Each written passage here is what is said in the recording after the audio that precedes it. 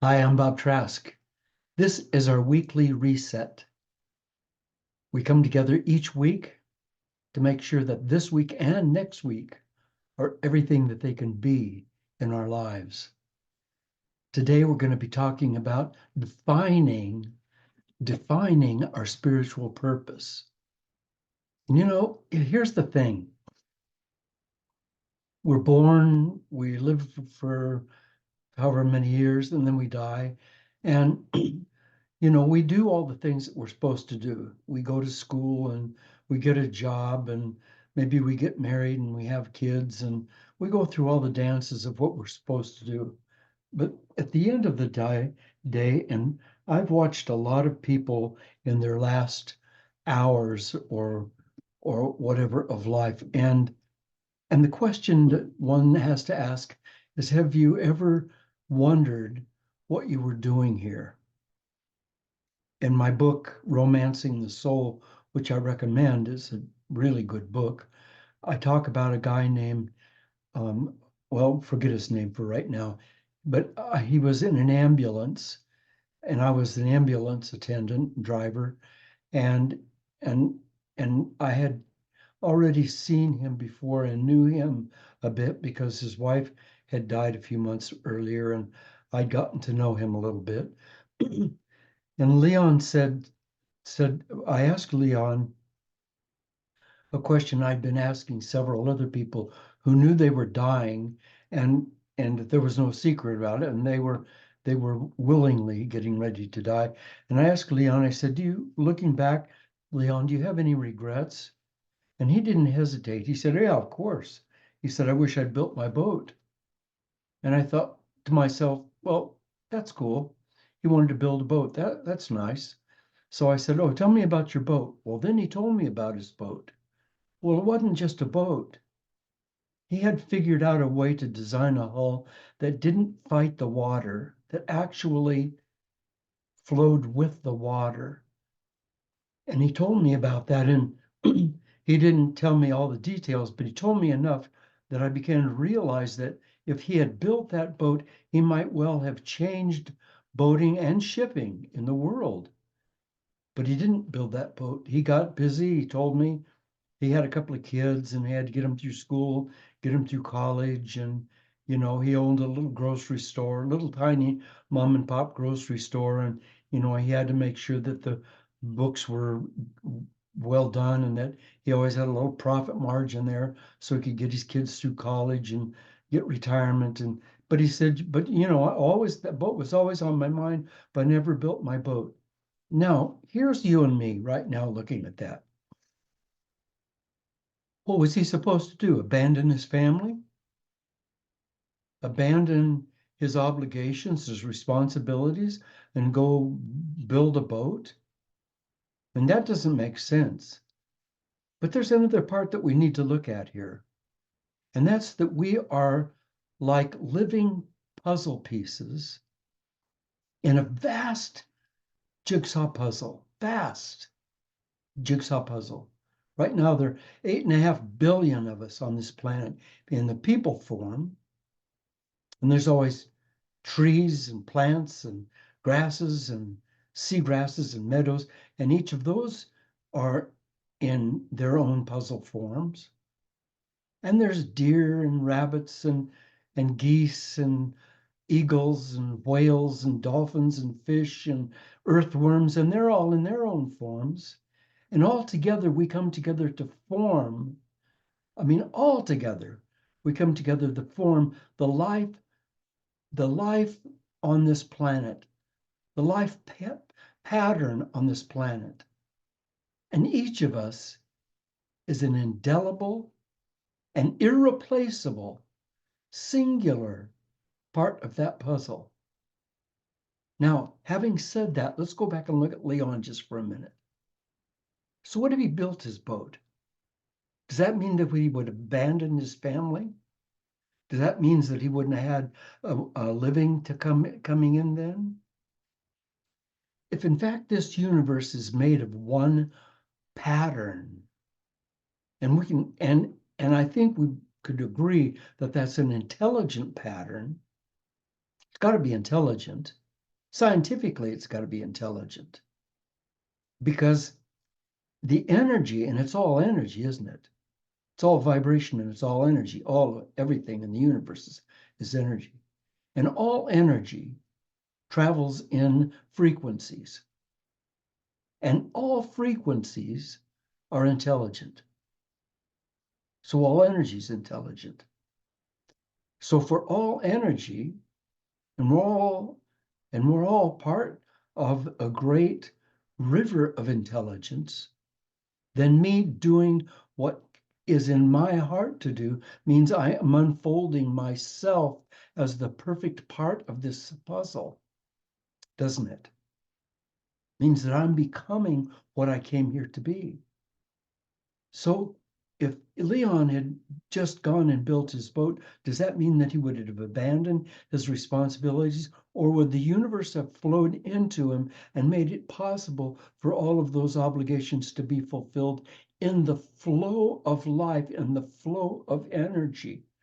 Wouldn't that make sense? Doesn't it all come together like that? Then what about you and me? I don't know. I think defining my spiritual purpose is a little difficult to do because Leon said he was going to build a boat. Well, maybe he wouldn't have really completed his boat. Maybe he would have started building his boat and then something would have come along and he would have gone to the next level. Maybe he would have shared his ideas and about hull structure with the world and the Navy and in industry, and then gone on to another level of something. I don't know, and of course he doesn't know. But I can tell you from my life, having lived such an enormously beautiful and fruitful life, I've done almost everything. The only thing I can think of that I have the job that I only can think of that I haven't had is working on a train. I'm not through. I might work on a train, but I've just done almost everything else. And every single one of those was a learning experience. That was my schooling. Every one of those was a learning experience. I was pulled forward constantly by my curiosity. And I just have to ask you, what's your level of curiosity? Because your curiosity is what leads you into doing your life's work and following your spiritual purpose. Because what comes to you in terms of curiosity isn't random. What you're curious about, a guy standing right next to you is not curious about. What you're curious about is that pathway which is opening for you your own true selfness. So when you follow that curiosity, what happens is that you're led into having meaning in your life. You're led into doing what you came here to do. So my curiosity, man, oh man, I messed up a lot of things. I mean, I didn't have the spectacular life of all successes. One time I was drilling bowling balls in a sporting goods store in Albuquerque, New Mexico. And the way you drill a bowling ball is you have the client lay their hand on it, and then you mark where their fingers are, and then you drill the holes in, and they have to be drilled at a certain angle, and they have to be certain circumference depending on the person's fingers. And you get this big drill and it's going and the drilling a hole. Now, I was not great at that job. I was okay at it, but I wasn't great at it. But I want to tell you something. If you make a slight mistake, and I made mistakes, then you drill a hole in a bowling ball. Well, there's the bowling ball with a hole in it that doesn't fit anyone's finger or anything. And it's now drilled and you can't undrill it. Someone has to pay for that bowling ball. And later in life, And then I was on another job, and I was working in a boat factory. And the consoles on these boats was just a solid panel. And I was supposed to fit compasses and gauges and stuff into those panels according to what the clients wanted. So I have a hole saw. So I measure everything and I drill a hole in the panel. Oh, I'm sorry, that was not the right place for that. But now I have a hole in the panel in a $50,000 boat.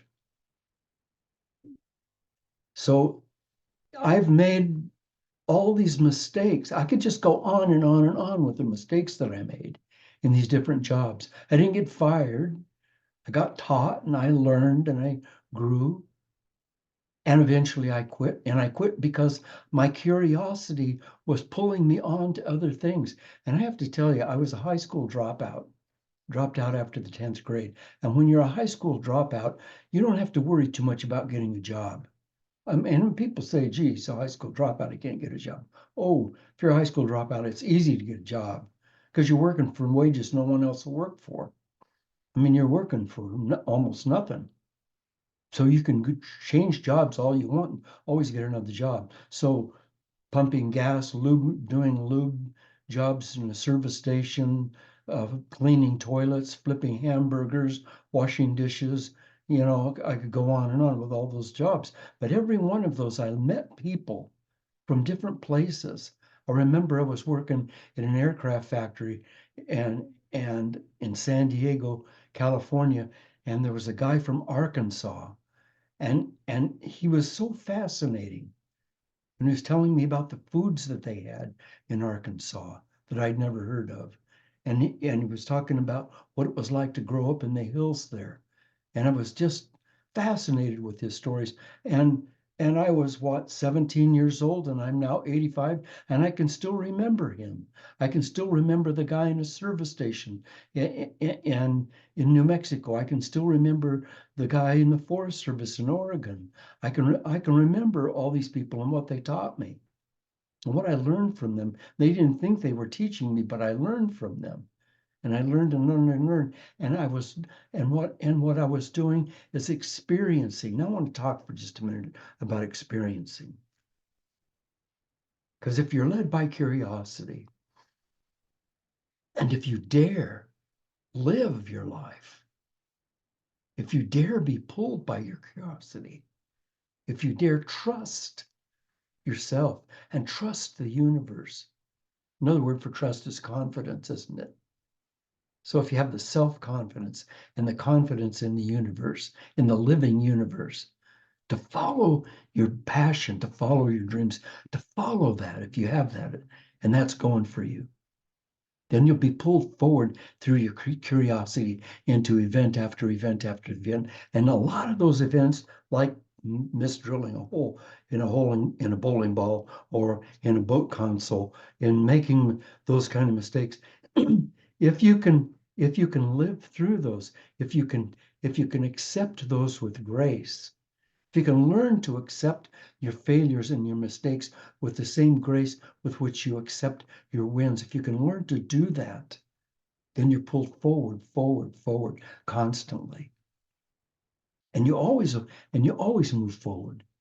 But those events and the events now that come to you, you get a phone call that a dear friend of yours just died, or a dear friend of yours was diagnosed with the terminal disease, or you get a call from a doctor that you were diagnosed with the terminal disease, or that you have eyesight that's failing and that you might eventually have to be partially blinded, and you're going through that.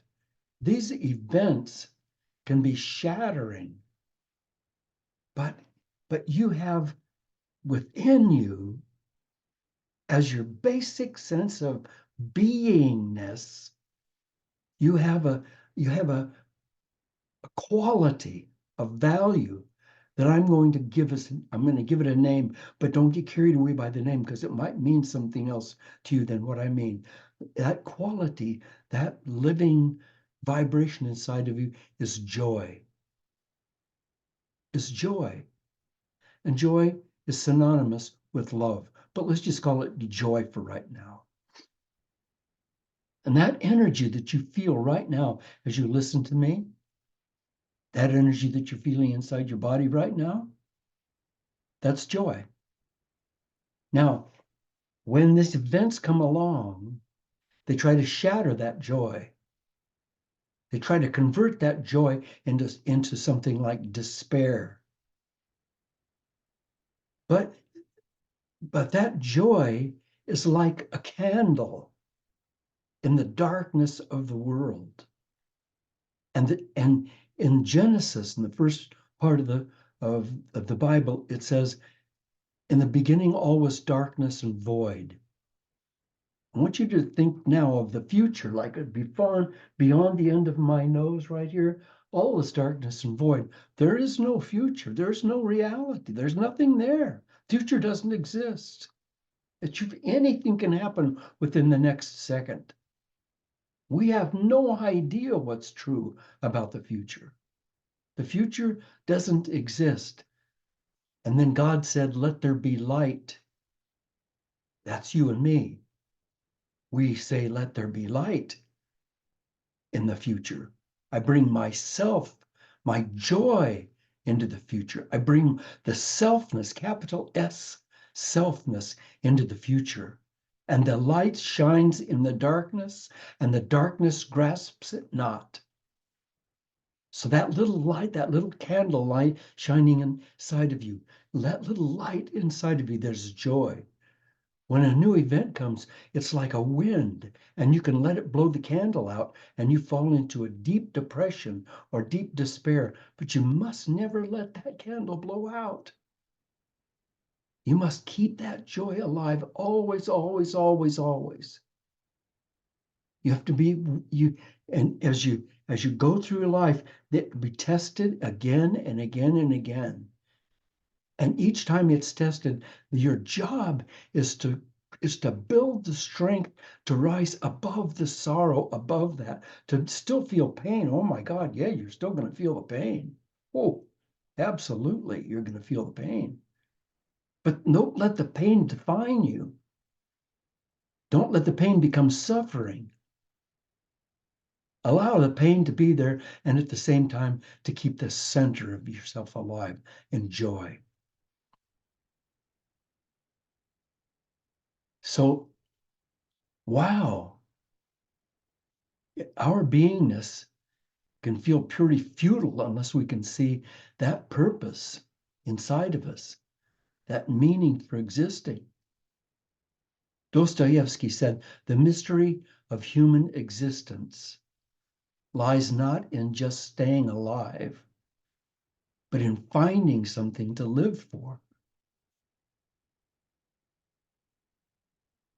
So when we look at that, let's acknowledge that it's difficult to just know your spiritual purpose, because it's not something that we can look at objectively, because we're subject. We're in that purpose. We're living that purpose. We are that purpose. And we can't pull ourselves away from the nuts and bolts of everyday life and become someone else standing across the room looking at us. Like you've all experienced Bob Trask now. You've seen Bob Trask on this film or this tape or whatever, and you've heard his voice and you've experienced his personality. You know what? I've never experienced his personality. I've never even seen him. I can't see him because I'm a guy seeing. Oh, I can see him on this tape, but this is backwards. You see, Bob Trask is now raising his right hand, but to you, he's raising his left hand, isn't he? So he's backwards. See, I don't see me. Oprah Winfrey said, there's no greater gift you can give or receive than to honor your calling. It's why you were born and how you become truly alive.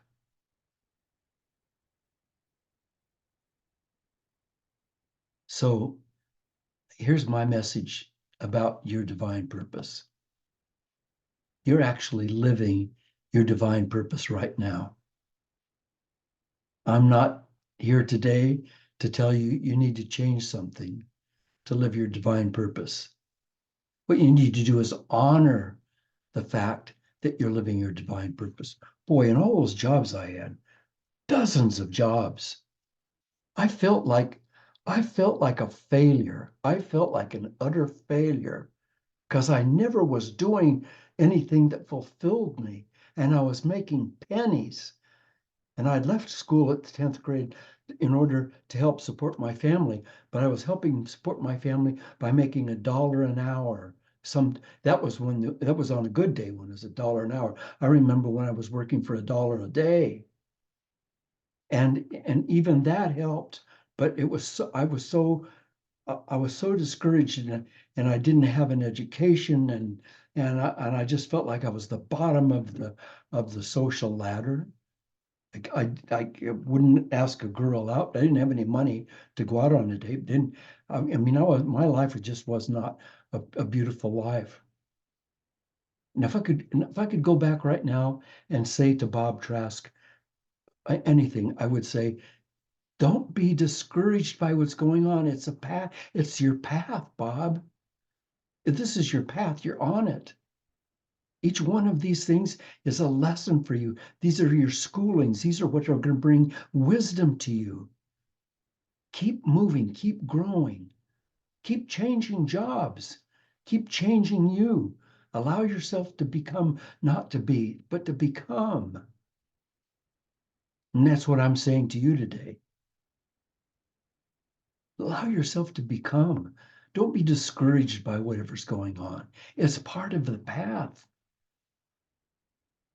You're living your life's purpose right now. No one else has ever had or ever will have your body, your mind. And nothing about you is replicable. Nothing. And when you think about that, all of us are separate, all of us are different. From the earthworms to the towering trees, to the mountains, to the great blue whales, the largest animal that's ever lived, to anything on the planet. Everything, not only everything is different, but every cell within them is different. There's no two anythings alike. No two anythings. So obviously, it's a great puzzle, and it all has to fit together. And it's fitting together. It's coming together as it's becoming, because it's all in change. The great mystery is that the puzzle is always changing and yet always fitting. But we human beings, we come onto this planet with minds. We come onto this planet with free will. We can fit or not fit. We can get all into our ego and say, oh, well, I got to do this, got to do that, because I have to have this title. I'm a sea captain, I'm a minister, an author, I'm a whatever the heck. And those are just titles. We can get all caught up in that and forget about the fact that we're just becoming. We're not there yet. We're never there yet, because there is no there. It's all just becoming. And we are unique, singular, perfect wheels, each one of us, inside of the mechanism of this sacred universe. And your uniqueness and mine are sacred. We are sacred. Mark Twain said, the two most important days in your life are the day you were born and the day you find out why. So you see, your life's purpose, your purpose of being here, is not easily seen by you. It's being seen by the universe. It's being seen by people around you, but it's not being seen by you. And you've got to avoid criticism, your own or other people's. And I don't mean they won't criticize you, because they will. But you have to have a sense of self that's so strong that that bounces off of you, and you recognize that that person criticizing you is criticizing themselves. They're criticizing themselves because they see that weakness in themselves. That's how they see it in you. And it's not a weakness in you, it's you becoming. You don't have all the pieces together yet. You never will, because you're becoming. And if you start criticizing or accepting criticism for the incompleteness of you, then you'll focus on your incompleteness and you'll stop becoming. Makes sense? So think back with me about the jigsaw puzzle. Every one of us is fitting into that. We're evolving hourly, daily. We're becoming who we came here to be, searching for and finding meaning and value, and developing a unique creative ability.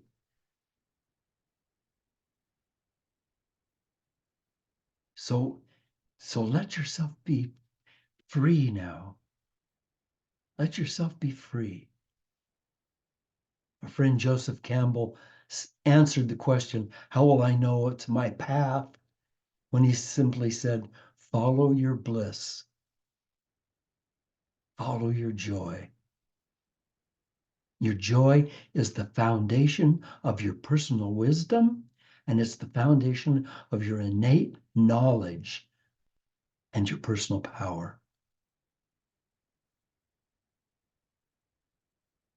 So let yourself go. Let yourself express each one of these experiences as that expression comes to you, and let that expression from joy come out of you, from love come out of you, and change your world. Pablo Picasso, the magnificent artist, said, the meaning of life is to find your gift. The purpose of life is to give it away. And I want to finish today by quoting Carolyn Meese, author, um, leader, smart philosopher. She said, every life has a purpose. We need to let go of the past, live in the present. Do not waste today worrying about what will happen tomorrow. Embrace your true spirit. Embrace and listen to grace, and you'll be transformed in the moment. Don't fixate on what you wanted to do or what you want to do, but give thanks for what you have. Thank you. Thank you for being with me. Thank you for today. I hope it's been meaningful for you.